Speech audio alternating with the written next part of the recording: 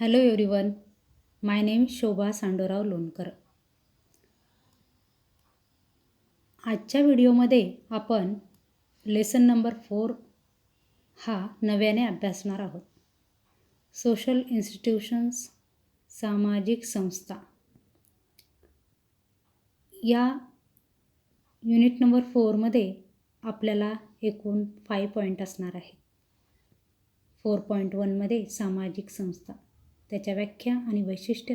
त्याचबरोबर 4.2मध्ये कुटुंब, 4.3मध्ये विवाह, 4.4मध्ये अर्थव्यवस्था आणि काम, 4.5मध्ये शिक्षण. Means social institutions, definitions and characteristics. Second family, third marriage, 4 education, economy and work, and 5 education. यामध्ये आत्ता आपण 4.1 social institutions, definition and characteristics, सामाजिक संस्था, त्याची व्याख्या आणि वैशिष्ट्य अभ्यासणार आहोत. तत्पूर्वी आपल्याला यामध्ये इंट्रोडक्शन म्हणजेच प्रस्तावना बघायची आहे. आपण बघतो व्यक्ती आणि समाज यामध्ये खूप मोठ्या प्रमाणामध्ये सहसंबंध आहेत आणि खऱ्या अर्थाने ह्याच सहसंबंधाला समजून घेणं आपलं महत्त्वाचं एक घटक आहे किंवा समाजशास्त्राचा तो मुळात हेतूच आहे. या संदर्भात sociology as a discipline interested in understanding the mutual link between individual and society. All our founding scholars like Comte, Durkheim, max and weber have illustrated that the specificity of human species lies in its social nature. The fundamental elements of human reality is our social existence and our mutual interrelations with each other. Society and individual are inseparable entities. व्यक्ती आणि समाज ज्यावेळेला सहसंबंधित रूपात एकत्रित येतात त्या संदर्भात कॉम्ट आणि डर्खाईम, मार्क्स आणि वेबर यासारख्या अनेक विचारवंतांच्या लिखाणामधून आपण बघतो की मानव प्राण्यांचे समाजशील स्वरूपच त्यांनी आपल्या अभ्यासातून अधोरेखित केलेलं आहे. त्यांच्या मते सामाजिक अस्तित्व हा मानवी समाजाचा मूलभूत असा पैलू आहे. व्यक्तीमधील आंतरक्रिया आणि आंतरसंबंधातूनच समाज हा घडत असतो. दुसरीकडे जर बघितलं तर व्यक्ती ज्या विविध भूमिका पार पाडत असतात, जो दर्जा धारण करत असतात, त्या मूल्यांचा पाठपुरावा आपण ह्या समाजव्यवस्थेमध्ये करत असतो. ज्या नियमांच्या चौकटीत वावरत असतात त्या सर्वातून व्यक्तींमध्ये समाजाचे अस्तित्व आपल्याला दिसत असते. व्यक्ती आणि समाज यांच्यातील सहसंबंध स्पष्ट करण्यासाठी आपल्याला सामाजिक संस्था ही संकल्पना अगोदर बघावी लागेल. त्यासाठी सामाजिक संस्था हा मानवी समाजाचा महत्त्वाचा घटक आहे हे लक्षात घ्यावं लागेल. कुटुंब, विवाह, शिक्षण, धर्म, राज्य, प्रसारमाध्यमे, कायदा आणि अर्थव्यवस्था अशा विविध सामाजिक संस्थांमधून समाज हा तयार झालेला असतो. Society is composed of various social institutions like family, marriage, education, relation, state, mass media, law, and economy.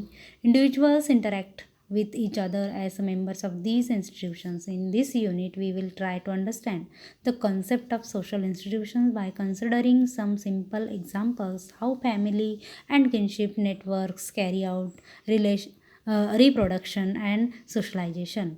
Economy and labor market provide for the production and distribution of goods and services, while state, law and political system ensure social order.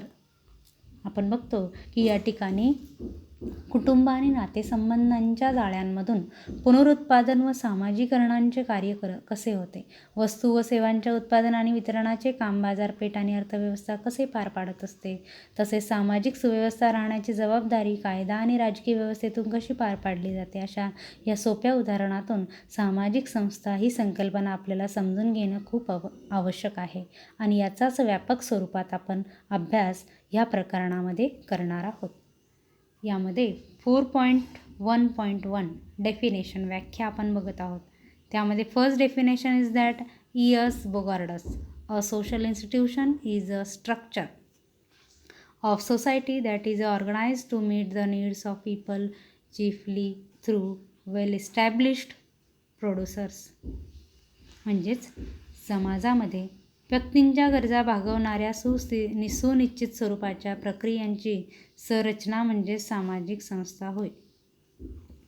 बघा, या ठिकाणी Horton आणि हंटसुद्धा यांनी एक व्याख्या केलेली आहे की समाजाच्या मूलभूत गरजा ज्या की नियम आणि प्रक्रियांच्या मार्फत भागवल्या जात असतात, अशा सहसंबंधांच्या संघटित व्यवस्थेला त्यांनी सामाजिक संस्था असं म्हटलेलं आहे. An institution is an organized system of relationships with embodies certain common rules and procedures and meets certain basic needs of the society. याच संदर्भात आपल्याला 4.1.2 मध्ये कॅरेक्टरिस्टिक्स ऑफ सोशल इन्स्टिट्यूशन बघायचे. सामाजिक संस्थानांची वैशिष्ट्य किंवा संस्थांची वैशिष्ट्य. सामाजिक संस्था म्हणजे काय, तर सुस्पष्ट स्थिर स्वरूपाच्या वर्तन पद्धतीची एक व्यवस्था मानली गेलेली आहे. Social institutions refer to a system of well defined stable patterns of behaviour. Institutions depend upon the collective activities of people. Social institutions develop a firm normative structure network of rules and regulations. म्हणजेच काय, तर व्यक्तीच्या सामूहिक क्रियांवर सामाजिक संस्था अवलंबून असतात. सामाजिक संस्थांच्या माध्यमातून आपण एका स्थिर नियमनात्मक संरचनेची म्हणजेच नियम व नियंत्रकाची भूमिका किंवा व्यवस्था कार्यरत करत असतो. मग आता या सामाजिक संस्था आपण म्हटलं होतं की शिक्षण, धर्म, राज्य, कुटुंब, विवाह, प्रसारमाध्यमे, कायदा, अर्थव्यवस्था ह्या सगळ्याच सामाजिक संस्था आहेत आणि ह्या संस्थांचीच वैशिष्ट्ये आपण ह्या काही पॉईंट्समध्ये बघत आहोत. स्थिर वर्तन पद्धती आणि नियंत्रणात्मक संरचनेच्या माध्यमातून बघितलं तर सामाजिक संस्था ह्या व्यक्तीच्या वर्तनावर नियंत्रण ठेवत असतात. तसेच व्यक्तीचे वर्तन हे सुकर करत असतात, म्हणजे व्यवस्थित पार पाडत असतात. Through their stable patterns and regulative structures, institutions facilitate as well as regulate individual behavior. Institutions are formed to satisfy primary needs of individuals. व्यक्तींच्या प्राथमिक गरजा भागवण्यासाठी सामाजिक संस्था या निर्माण होत असतात. या संदर्भामध्ये आपल्याला समाजशास्त्रामध्ये सामाजिक संस्थांचा विचार करताना प्रकार्यवादी आणि संघर्षवादी अशा 2 दृष्टिकोनाचा विचार बघावा लागणार आहे. In sociology, social institutions are understood differently from 2 basic sociological perspectives, functionalist and conflict perspective. The functionalist perspective looks at the, बघा ह्या ठिकाणी प्रकार्यवादी दृष्टिकोन फंक्शनलिस्ट पर्स्पेक्टिव्ह अँड संघर्षवादी दृष्टिकोन म्हणजे कॉन्फ्लिक्ट पर्स्पेक्टिव्ह. या संदर्भात आपल्याला डिटेल बघायचं आहे थोडक्यात. तर या संदर्भात rules in facilitating human social life. Social institutions are also understood as a functioning to fulfil society's need in a particular domain. A functionalist view understands institutions as a complex structure of rules and status occupied by a set of social norms, values and beliefs that arise in response to the diverse needs of society. Institutions from this perspective are themselves depend on one another for preference of their respective functions. They also have a capacity to adapt to the changing needs and perform different functions at once or over a period of time. म्हणजेच प्रकार्यवादी हा जो काही दृष्टिकोन आहे ना, तो मानवी सामाजिक जीवन सुकर करण्यासाठी सामाजिक संस्था ही विविध प्रकारची भूमिका पार पाडत असतात.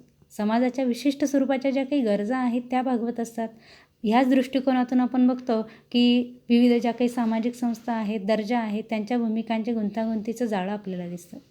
विविधांगी ज्या काही गरजा आहेत त्या लक्षात घेऊन निर्माण झालेली मूल्य, श्रद्धा, सामाजिक नियमांची व्यवस्था बनत असते. या दृष्टिकोनातून सामाजिक संस्था त्यांची स्वतःची कार्य पार पाडत असतात, एकमेकांवर ते अवलंबून असतात. तसेच त्या गरजानुसार बदलती कार्यही बदलत असतात किंवा एकाच वेळी विविध स्वरूपाची कार्य त्यावेळेला पार पाडावी लागत असतात. आता संघर्षवादी दृष्टिकोन जर बघितला तर त्यामध्ये आपण बघतो की समाजामध्ये सर्व व्यक्ती या एक समान पातळीवर नसतात. कारण संधी आणि सुविधांचे वितरण असमान स्वरूपाचे असते. ते बरेचदा समाजातील प्रभावी गटांच्या सोयीनुसार तयार झालेलं असतं आणि या दृष्टिकोनातून आपण बघतो की सामाजिक संस्था या नेहमीच विभाजन आणि असमानता टिकवून ठेवण्यामध्ये योगदान देत असतात. समाजातील वर्चस्ववादी समूहांचे हितसंबंध जोपासण्याचं काम या संस्था करताना आपल्याला दिसतात.